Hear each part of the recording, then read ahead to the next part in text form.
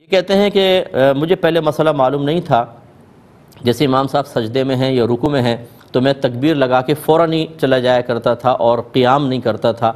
حالانکہ ایک بار سبحان اللہ کی مقدار تکبیر تحریمہ لگا کر ایک بار کم از کم سبحان اللہ کی مقدار کھڑے ہوں، پھر اگر امام رکوع میں ہیں تو فوراً آپ رکوع میں چلے جائیں یا سجدے میں چلے جائیں۔ لیکن یہ کیا کرتے تھے، تکبیر لگائی فوراً ہی چلے گئے، ٹھہرتے نہیں تھے۔ تو اب یاد نہیں ہے کتنی نمازیں ایسی ہوئی ہیں تو کیا حکم شرع ہوگا۔ دیکھیں، جب اس قسم کے معاملات ہوتے ہیں کہ آپ کو یا تعداد میں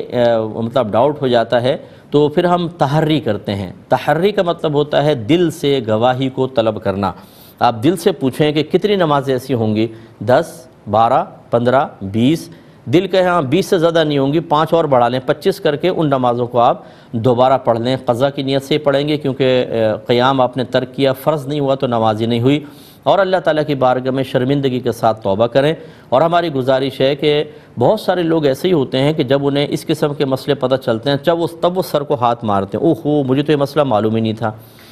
اس کا مطلب یہ ہوا کہ بہت ساری چیزیں ایسی ہیں جو آپ کی سخت ضرورت کی ہیں لیکن آپ کو معلوم نہیں، ان میں سے ایک چیز آپ کو معلوم ہو گئی تو آپ نے غلطی اپنی پوری اس کا تدارک کر لیا، کفارہ دے دیا۔ میرا سوال یہ ہے کہ جو چیزیں آپ کو معلوم ہی نہیں ہوئیں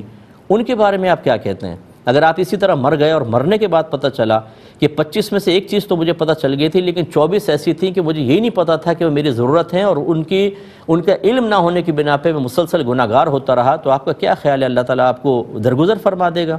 جو اس نے علم سیکھنے کا حکم دیا ہے وہ صرف میرے لیے یا دینداروں کے لیے، آپ کے لیے نہیں ہے۔ ہم چاہیں تو مطلب جاہل بن کر رہیں، ہم نافرمانیاں کریں اور بعد میں بھولے پن کے ساتھ کہ مجھے تو معلوم نہیں تھا۔ 18 سال ہو گئے میرے پروگرام کو، کنفرم 18 سال، اور مسلسل میں آپ کی خدمت میں گزارش کر رہا ہوں خدا را علم سیکھیں۔ بہت سارے بھائی مجھے میسج کرتے ہیں، ایسے بیسک نماز کے کویسچن کرتے ہیں کہ میں بعض اوقات سر پکڑ لیتا ہوں کہ یہ تو ان کو 7 سال کی عمر میں آ جانا چاہیے تھا، یعنی 7 سال گزرے 8ویں میں لگے تو نماز کا یہ علم ان کو آ جانا چاہیے تھا، کیونکہ میرے آقا صلی اللہ علیہ وسلم نے فرمایا بچہ 7 برس کا ہو جائے تو نماز کا حکم دو، 10 برس کا ہو جائے تو مار کر نماز پڑھاؤ۔ 7 برس کا ہونے کا مطلب ہے کہ 7واں سال گزر کے وہ 8ویں سال میں داخل ہو جائے۔ نماز کا حکم اسی وقت اس کو دیں گے جب نماز کے بارے میں بنیادی معلومات اس کو ہوں گی۔ اس کا مطلب ہے اشارہ کر رہے ہیں سرکار کہ 7 سال کے بچے کو نماز کے احکام بھی آپ سکھا دیں